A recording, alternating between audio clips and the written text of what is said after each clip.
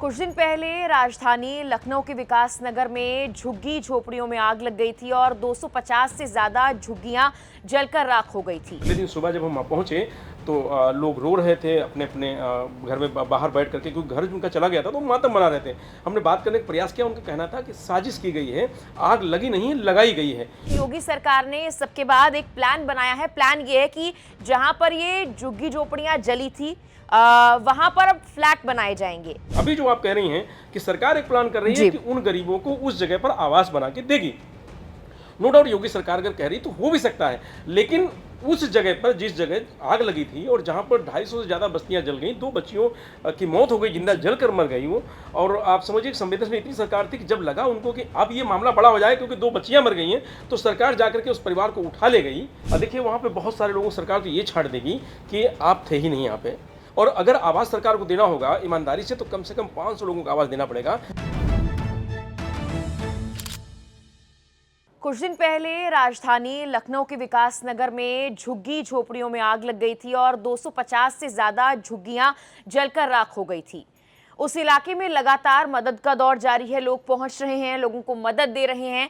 लेकिन जो अभी ताज़ा खबर है वो ये है कि योगी सरकार ने सबके बाद एक प्लान बनाया है। प्लान ये है कि जहां पर ये झुग्गी झोपड़ियां जली थी वहां पर अब फ्लैट बनाए जाएंगे। और सिर्फ ये लखनऊ के लिए नहीं है, ऐसा ही कुछ गाजियाबाद में भी हुआ था, इंदिरापुरम में, वहां भी झुग्गी झोपड़ियों में आग लगी थी, वहां भी ऐसा ही कुछ प्लान तैयार किया जा रहा है। और यूपी के कई शहरों में जहां जहां झुग्गी झोपड़ियां बनी हुई हैं, लोग ऐसे रह रहे हैं, वहां पर अब फ्लैट बनाने का प्लान योगी सरकार का है।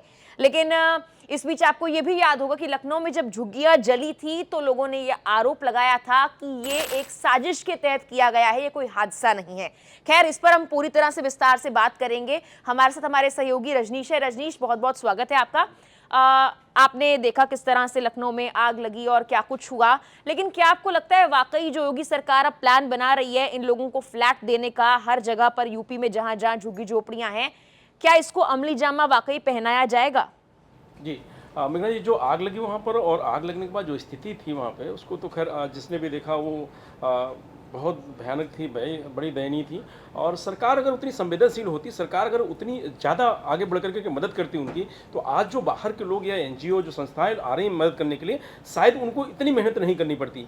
24 घंटे में सरकार की तरफ से सिवाय डिप्टी सीएम के वहाँ कोई बड़ा अधिकारी, बड़ा कोई जिम्मेदार जो मंत्री, बड़ा नेता कोई नहीं गया। मुख्यमंत्री योगी आदित्यनाथ भी जा सकते थे, छोटी छोटी जगहों पर जाते हैं, लेकिन उस जगह पर नहीं गए। जब हम आग लगने के अगले दिन सुबह जब हम वहाँ पहुँचे तो लोग रो रहे थे अपने अपने घर में बाहर बैठ करके, क्योंकि घर उनका चला गया था तो मातम मना रहे थे। हमने बात करने का प्रयास किया, उनका कहना था कि साजिश की गई है, आग लगी नहीं लगाई गई है। कौन लगाया है उसमें कुछ लोगों का नाम भी लिया, कोई बिल्डर है, कोई अग्रवाल हैं, उनके द्वारा कि ये साजिश की गई, कोई इससे पहले कहा गया था यहाँ से आप हट जाइए ना, आपको मार देंगे। इस तरीके की बातें निकल के आई। अभी जो आप कह रही हैं कि सरकार एक प्लान कर रही है कि उन गरीबों को उस जगह पर आवास बना के देगी। नो डाउट योगी सरकार अगर कह रही तो हो भी सकता है, लेकिन उस जगह पर जिस जगह आग लगी थी और जहां पर 250 से ज़्यादा बस्तियां जल गई, 2 बच्चियों की मौत हो गई, जिंदा जलकर मर गई वो। और आप समझिए संवेदनशील इतनी सरकार थी कि जब लगा उनको कि अब ये मामला बड़ा हो जाए क्योंकि 2 बच्चियां मर गई हैं, तो सरकार जाकर के उस परिवार को उठा ले गई और उठा करके उसको 4 लाख रुपए मदद देकर के उसको खत्म करने की बात कही। अब कहा जा रहा आवास बना के दे देंगे।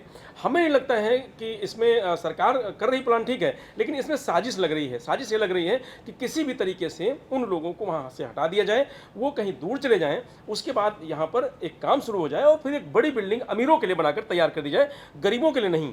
गरीबों के लिए बहुत सारे आवास बने पड़े हैं उत्तर प्रदेश में सरकारी, जिनमें सरकार शिफ्ट कर सकती है। जैसे अकबर नगर को तोड़ा था और वहाँ पर 1 BHK 2 BHK का आवास उनको दिया, उनके साथ छल किया गया।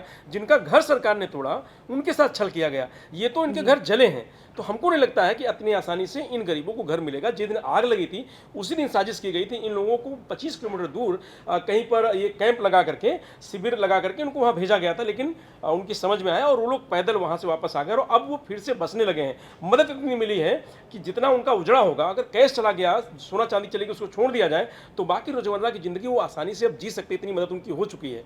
तो सरकार शायद अब ये चाह रही है कि वो लोग यहाँ से हटें और फिर जो उनका प्लान था या उनके आसपास के जो लोग थे, जो प्लान था वो प्लान उनका कामयाब हो सके। हमें तो ऐसा लगता है। रजनीश, आपने देखा होगा कि पहले लखनऊ में आग लगी थी, जिस तरह से वहाँ हुआ वैसा ही नज़ारा हमें एक दिन बाद गाजियाबाद के इंदिरापुरम में हमें देखने को मिला। खैर उतनी मदद वहां नहीं पहुंची जितनी लखनऊ में पहुंची, लेकिन ये सब जगह के लिए एक तरह का प्लान बनाना वाकई लोगों के मन में सवाल खड़ा कर रहा है। सरकार कह रही है कि हम जब ये फ्लैट्स बनाएंगे इनकी खरीद फरोख्त नहीं की जाएगी, 10 साल बाद इन्हें फ्री होल्ड कर जो वहां पर लोग रहने वाले हैं उनके नाम उनकी रजिस्ट्री कराई जाएगी, लेकिन लीज पर ही दिया जाएगा।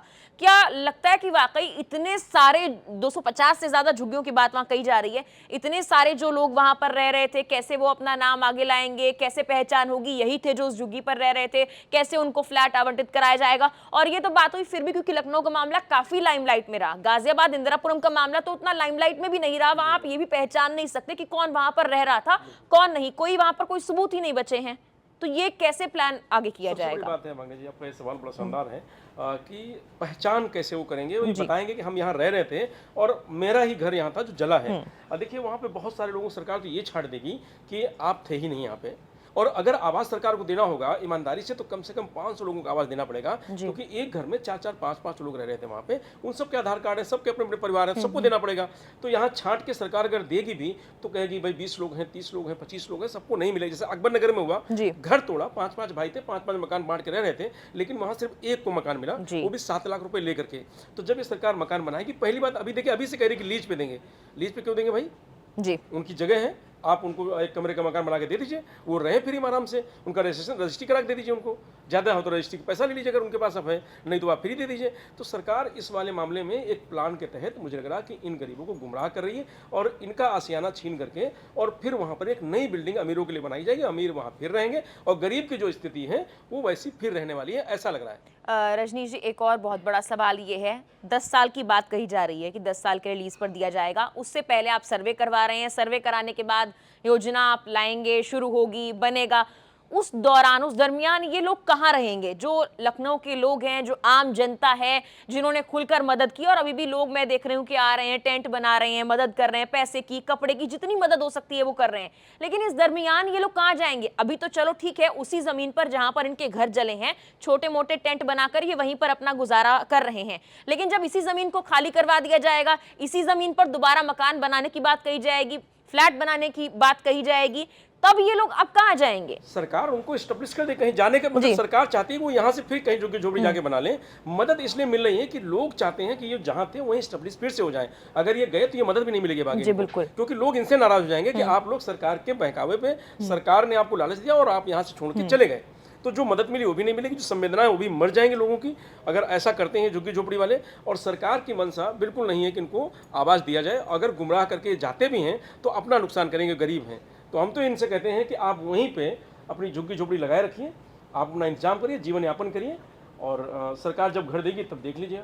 रजनीश, आप लगातार तब से ग्राउंड पर थे, जिस दिन ये हादसा हुआ था उसके बाद से भी आप लोगों से वहां बात करने गए, क्या आपको दिखा कि अभी लोगों का विश्वास है सरकार में या वहां के जनप्रतिनिधियों में? और कितने जनप्रतिनिधि आपके सामने वहां पर आए, लोगों से बात की, मदद की? सभासद वहां का नहीं पहुंचा था। अब आप इससे अंदाजा लगा सकते हैं कि वहाँ का जो लोकल सभासद है, जिनको वो लोग वोट करते थे, वो तक 24 घंटे में उनको देखने नहीं पहुंचा था। डिप्टी सीएम इसलिए पहुंच गए कि शायद कोई कह ना पाए कि सरकार का एक नुमाइंदा नहीं आया, वो गए और जाकर के वापस आ गए। हमको डीएम नहीं दिखा वहाँ पर, हमको डीजीपी नहीं दिखे वहाँ पर, सरकार का कोई बड़ा नुमाइंदा नहीं दिखा, कोई नहीं दिखा सिवाय विपक्ष के नेता और जो संस्थाएं हैं, जो एनजीओज हैं, उनके लोग। और आज तक आप देख रहे होंगे कि उन्हीं के अलावा आपको भी कोई नजर नहीं आया होगा जी। और नहीं तो सरकार क्या, मुख्यमंत्री भी वहां पहुंच जाते हैं, 4 लोग जल जाते हैं, मुख्यमंत्री अस्पताल देखने चले जाते हैं। यहाँ भी मुख्यमंत्री जाना चाहिए था। अगर 250 लोग जल गए हैं, घर जल गए हैं, अगर आप संवेदनशील आप चाहते हैं उनको घर देने के लिए, तो पहले आप चले जाते, उनसे मिल लेते, आश्वासन देते, काम खत्म हो जाता। लेकिन आप खुल के मदद नहीं करना चाहते, कागजों में उनको गुमराह करना चाहते। सरकार इस मामले में जो आज कह रही है, हमें नहीं लगता कि इनको आवाज़ देगी। सरकार सिर्फ चाहती है कि जो बिल्डर का जो आरोप लगा रहे थे, वो लोग रो रो के कह रहे थे कि एक बिल्डर ने वहाँ आग लगाई है और आग इस कोने से लगी और देखते देखते उस कोने पहुँच गए। उनका आरोप था कि पेट्रोल डालकर आग लगाई गई है और जो सिलेंडर वहाँ पे थे उन्होंने आग को और बल दिया, और जिससे 10-15-20 मिनट में पूरी झुग्गी झोपड़ियाँ जलकर राख हो गई। अब बड़ा सवाल ये था कि जब जल रही थी वो झुग्गी झोपड़ियाँ, उस समय आग बुझाने वाला कोई नहीं आया घंटे तक। जब आसपास की जो बड़ी बड़ी बिल्डिंगें थी, जो गरीब अमीर लोग थे, जब उनको नुकसान होने लगा तब वो मशीनें पहुंची और बुझाया गया है। तो वहां संवेदनशीलता ये इन झुग्गियों के लिए नहीं थी, दया इन झुग्गियों के लिए नहीं थी, दया उनकी थी जो बड़े बड़े मकान बना के रह रहे अमीर लोग, उनको नुकसान ना हो, ये भी वहां कहा गया। तो ऐसे में ये नहीं विश्वास हो रहा है कि सरकार मकान इनको बना के देगी और ये कहेगी आप अपने पक्के मकान में रहिए। वहाँ जो रहने वाले लोग थे उनके बयान भी लगातार मैं सुन रही थी। उनका ये कहना था कि उनको आशंका थी कि ऐसा कुछ होने वाला है। कुछ दिन पहले से चीजें वहां शुरू हो चुकी आप इस थी। वीडियो में सुना सकते हैं लोगों को, हम जी। नहीं कह रहे हैं बात, ये बात वो खुद कहेंगे उनके साथ साजिश हुई है और उनको यहाँ से निकाला जा रहा है। उनका कहना था कि अगर विनती करके हमसे पहले सरकार कह देती हम चले जाते हैं, हमारे बच्चे जल गए, मर गए, हमारे जानवर जल गए, हमारे जानवर मर गए, हमारा सब संपत्ति जल गई, जो भी कमाई थी, तो कम से कम उसको हम बचा लेते हैं। अब सरकार उनके जो इतना नुकसान हुआ है उसको एक छोटे से मकान का आश्वासन देकर के उसको खत्म करना चाहती है, लेकिन हमें नहीं लगता कि इनको मानना चाहिए। जो गरीब लोग वहाँ रह रहे हैं उनको नहीं मानना चाहिए इस बात को। लेकिन आप क्या ये कह सकते हैं कि ये जो लखनऊ में हुआ, क्योंकि जाहिर तौर पर लोग ये आरोप लगा रहे हैं कि ये साजिश के तहत हुआ, जो गाजियाबाद में हुआ वो भी कुछ ऐसा ही हुआ। लखनऊ का मामला बड़ा था, हाईलाइट हो गया, लोगों ने मदद की, लेकिन क्या आपको लगता है कि अब किसी और शहर में जहाँ ये सर्वे की बात कर रहे हैं, जहाँ झुग्गी झोपड़ी हटाने की बात कर रहे हैं, वहाँ लोग खुद ही डर के मारे वहां से चले जाएंगे? बिल्कुल बिल्कुल। जो जमीन लखनऊ वाली है मेघना जी, आप अंदाजा लगाइए कि 1000 करोड़ से ज्यादा की कीमत उस जमीन की है, क्योंकि वो हाईवे के किनारे है और उस जमीन को कोई ऐसा आदमी नहीं चाहता होगा जो उसकी ना हो जाए। जो अग्रवाल है, अगर 1000 करोड़ की जमीन वो सोचता होगा 100-200 करोड़ इधर उधर आप खर्च कर देंगे, इनको हटा देंगे और चीज़ें उसकी ठीक हो जाएंगी। तो जब 1000 करोड़ की वो ज़मीन है तो ऐसे में सबकी नज़र है, कोई भी उसको चाहता है। लेकिन अगर यही 1000 करोड़, यही जो बिल्डर है, जो अगर साजिश हुई इसमें, तो साजिश करने वाले को अगर ये करता हो कि 5-5 लाख रुपए हर झुग्गी वाले को दे करके वहाँ से निवेदन करके हटा देता तो कितना बेहतर होता। बजाय अभी सरकार के एक कमरे का मकान हम देंगे 5 साल बाद, जब सरकार रहेगी 27 में कि नहीं रहेगी, उससे पहले आप दावा कर रहे हैं। तो आज जो 1 BHK का मकान खाली पड़ा है दुबग्गा के पास बसंत कुंज में और आम्रपाली में, आप वहाँ दे दीजिए इनको, पहले वहाँ बसा दीजिए, उसके बाद वहाँ मकान बनवाइए, तब तो हम कह सकते हैं कि मकान सरकार दे सकती है। लेकिन हवाई बात करने से, कागजी कार्रवाई करने से हमें विश्वास नहीं होता कि सरकार इन गरीबों को मकान देगी। तो बिल्कुल सरकार ने योजना जरूर बना ली है, सर्वे शुरू हो चुका है यूपी के अलग अलग शहरों में, खासकर लखनऊ से इसकी शुरुआत भी हो चुकी है और DPR तैयार होने की बात कही जा रही है। लेकिन जिन गरीब लोगों के परिवार उजड़ गए, जिनके घर राख हो गए जलकर, उनका आखिर क्या वाकई इनको जो फ्लैट आवंटन की बात कही जा रही है वो होगा या सिर्फ ये महज कागजों में ही रह जाएगा? ये आने वाला वक्त ही बताएगा। फिलहाल के लिए इस वीडियो में इतना ही।